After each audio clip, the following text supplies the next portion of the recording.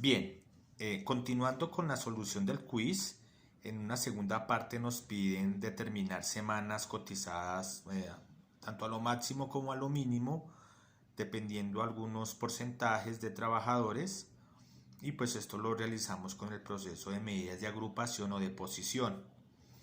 Para ello, pues es importante complementar nuestra tabla y determinar el dato, la columna de las frecuencias acumuladas, ¿sí? Que van a ser las posiciones donde ocupa cada intervalo. Entonces, antes de determinar ese valor, es importante ubicar en qué intervalo se aplicaría pues la fórmula. Para ello, pues dependiendo del porcentaje y dependiendo si es a lo máximo o a lo mínimo, tenemos tres maneras de determinar esa posición, ya sea por medio de un cuartil, o un decil o un percentil. Recuerden que K es el porcentaje que nos da el ejercicio y N el número de datos totales. Hasta el momento, al emplear la fórmula, esta primera parte, estamos hallando son las posiciones donde está el intervalo, y al ubicar ese intervalo aplicamos la siguiente fórmula. ¿Sí? Se observó en el quiz, en algunos casos, que únicamente realizaron la posición y no utilizaron este segundo proceso, que es obtener el dato preciso del número de semanas cotizadas, ya sea a lo máximo o a lo mínimo, de acuerdo a un porcentaje dado. Entonces, por ejemplo, se quiere determinar la cantidad de semanas cotizadas por el 25, la cantidad de semanas máximas cotizadas por el 25% de los trabajadores.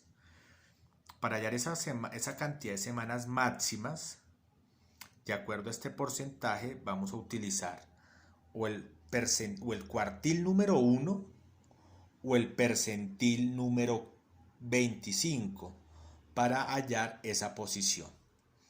Entonces, nuevamente voy a tomar como ejemplo la solución de la compañera de clase, donde realizó adecuadamente este proceso. Y pues aquí podemos observar esa primera parte donde se halla la posición que ocupa, qué posición ocupa ese intervalo. Al realizar 1 por 90 dividido 4 nos da la posición 22 y media. ¿Sí? 22 y media, al ubicarlo en la frecuencia acumulada, 22 y media está agrupado aquí en este valor 32. Por tanto, el intervalo corresponde de 56 a 66.5. ¿Sí? Entonces, aquí está el intervalo identificado precisamente y empleamos la fórmula que se utiliza en todos los casos para hallar ese valor exacto. Límite inferior más la amplitud, la posición, menos la frecuencia acumulada del renglón anterior, en este caso 16, dividido en la frecuencia absoluta, que también es 16 en este caso. Al emplear la fórmula nos da que esas cantidades de semanas máximas cotizadas por el 25% de los trabajadores es de 60.265. ¿Sí? Aquí está su respectiva conclusión. Este es el número, esta es la cantidad de semanas máximas cotizadas por el 25% de los trabajadores. Entonces, de manera similar, era la solución de los siguientes ejercicios. Por ejemplo, en el segundo, la cantidad de semanas mínimas cotizadas por el 50% no es más que preguntar la mediana. O el cuartil número 2, como ya lo aplicó en este caso, se hace el mismo proceso, resulta que es la posición 45, nos vamos a la tabla y 45 está aquí en 57. Por tanto, el intervalo El intervalo 57 de la posición 57 es de 66.5 a 77. Aquí está el intervalo adecuadamente.